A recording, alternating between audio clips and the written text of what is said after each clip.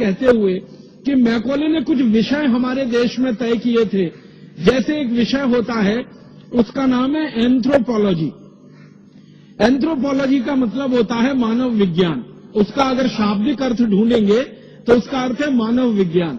लेकिन इसका सही अर्थ ये है कि जब कोई देश किसी दूसरे देश को गुलाम बना लेता है, तो जो देश गुलाम हो जाता है, उस देश के गुलाम नागरिकों की मनोदशा का अध्ययन करना, वो एंथ्रोपोलॉजी कहलाता है। मैकॉले कहा करता था कि भारत को हमने गुलाम बनाया, तो भारत में अब एंथ्रोपोलॉजी विषय चलना चाहिए। तो मैकॉले ने एंथ्रोपोलॉजी विषय इस देश में डाल दिया। अब आजादी मिली 15 अगस्त 1947 को, हम अंग्रेजों की गुलामी से बाहर आ गए, लेकिन वो एंथ्रोपोलॉजी विषय अभी तक इस देश में चल रहा है। माने मैकॉले की याद वो अभी भी दिला रहा है। मुझे बहुत शर्म आती है, अफसोस होता है कि बड़े बड़े विश्वविद्यालयों में एंथ्रोपोलॉजी के विशेष विभाग हैं, प्रोफेसर हैं, जिनको 60-60 हजार रुपए महीने की तनख्वाहें मिलती हैं, और पढ़ने वाले विद्यार्थी हैं, पीएचडी करने वाले शोधार्थी हैं, रिसर्च स्कॉलर हैं। ये सब शर्मनाक लगता है। मैकॉले ने ऐसे बहुत सारे विषय इस देश में डाल दिए, उनमें से एक भी विषय को हम नहीं बदल पाए।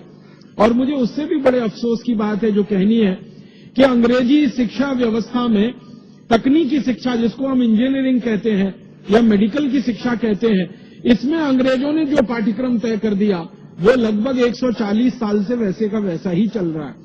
तो हमने पाठ्यक्रम नहीं बदला, हमारी भाषा नहीं बदली, और भाषा और शिक्षा के स्तर पर छोटा सा बदलाव भी हम नहीं कर पाए। मुझे और एक अफसोस की बात आपसे कहनी है, वो ये कि अंग्रेजों ने जिस शिक्षा व्यवस्था को भारत में लागू किया, वो शिक्षा व्यवस्था उन्होंने अपने देश में लागू नहीं की। आप अगर अंग्रेजों के देश में जाएंगे देखने और समझने के लिए, तो उनकी शिक्षा व्यवस्था भारत से बिल्कुल भिन्न है। भारत की शिक्षा व्यवस्था में अंग्रेजों ने विद्यार्थियों को एक निश्चित मानदंड के अनुसार फेल और पास होने का नियम बना रखा है। किसी को 33% अंक मिले परीक्षा में तो वो पास है, 33% या उससे ज्यादा मिले तो परीक्षा में पास है, और 33% से कम अंक मिले तो फेल है। ये अंग्रेजों का बनाया हुआ मानदंड है। और ये जो परीक्षा व्यवस्था हमारे यहाँ चल रही है, ये भी पूरी अंग्रेजों की बनाई हुई है। साल भर विद्यार्थियों को कुछ रटाना, फिर 1-2 दिन में उनको वो सब लिखवा लेना, और रट के वो लिख देंगे कॉपी में।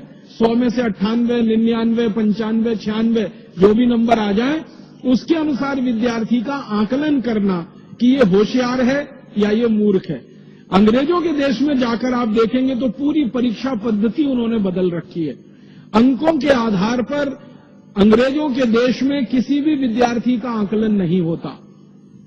और अंग्रेज ही क्यों, फ्रांसीसियों के देश में किसी विद्यार्थी का आकलन अंकों के आधार पर नहीं होता, जर्मनी में किसी विद्यार्थी का आकलन अंकों के आधार पर नहीं होता, अमेरिका में किसी विद्यार्थी का आकलन अंकों के आधार पर नहीं होता।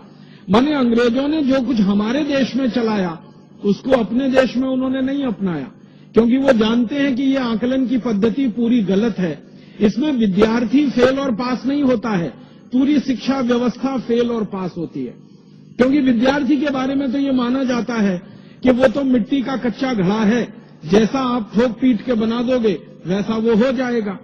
तो हमारी शिक्षा व्यवस्था अगर किसी विद्यार्थी को फेल करती है, मैं मानता हूं पूरी शिक्षा व्यवस्था फेल होती है, विद्यार्थी फेल नहीं होता है उसमें। और हमारे देश में मैकॉले के द्वारा जो विषय तय किए गए, उनमें से एक इतिहास विषय, जिसमें मैकॉले ने ये कहा कि भारतवासियों को सच्चा इतिहास उनका नहीं बताना है, क्योंकि इनको गुलाम बना के रखना है, इसलिए इतिहास को विकृत करके भारत में पढ़ाया जाना चाहिए। तो भारत के इतिहास को पूरी तरह से उन्होंने विकृत कर दिया। सबसे बड़ी विकृति जो हमारे इतिहास में अंग्रेजों ने डाली, जो आज तक जहर बनकर हमारे खून में घूम रही है, वो विकृति ये है कि हम भारतवासी आर्य कहीं बाहर से आए।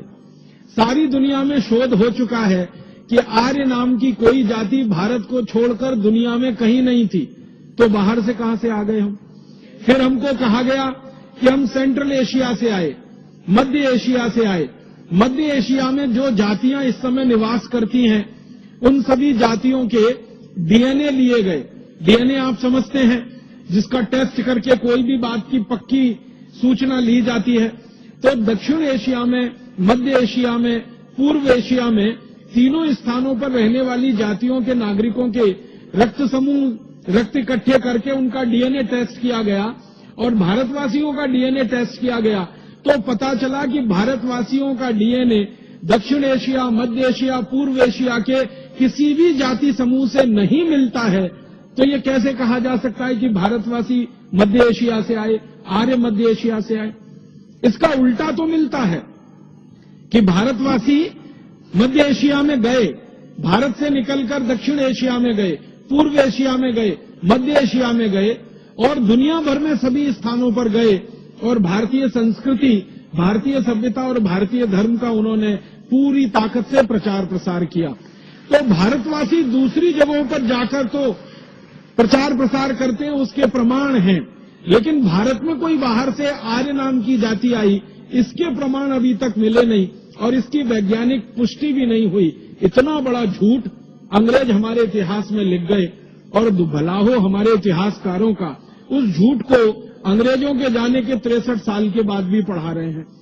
अभी थोड़े दिन पहले दुनिया के जेनेटिक विशेषज्ञ जो हैं, जो डीएनए, आरएनए आदि आदि की जांच करने वाले विशेषज्ञ हैं, इनकी एक बड़ी भारी परिषद हुई थी, कॉन्फ्रेंस हुई थी और वो कॉन्फ्रेंस का जो रिसर्च का बिल्कुल अंतिम निर्णय है वो ये कहता है कि आर्य भारत में कहीं बाहर से नहीं आए थे, आर्य सब भारतवासी ही थे, जरूरत और समय आने पर वो भारत से बाहर गए थे। अब आर्य हमारे यहाँ कहा जाता है श्रेष्ठ व्यक्ति को, जो भी श्रेष्ठ है वो आर्य है। कोई ऐसा जाति समूह हमारे यहाँ आर्य नहीं है। हमारे यहाँ तो जो भी जातियों में श्रेष्ठ व्यक्ति हैं वो सब आर्य माने जाते हैं। वो कोई भी जाति के हो सकते हैं, ब्राह्मण हो सकते हैं, क्षत्रिय हो सकते हैं, शूद्र हो सकते हैं, वैश्य हो सकते हैं। किसी भी वर्ण का कोई भी व्यक्ति अगर वो श्रेष्ठ आचरण करता है, हमारे यहाँ उसको आर्य कहा जाता है। आर्य कोई जाति समूह नहीं है, वो सभी जाति समूहों में श्रेष्ठ लोगों का प्रतिनिधित्व करने वाला व्यक्ति है।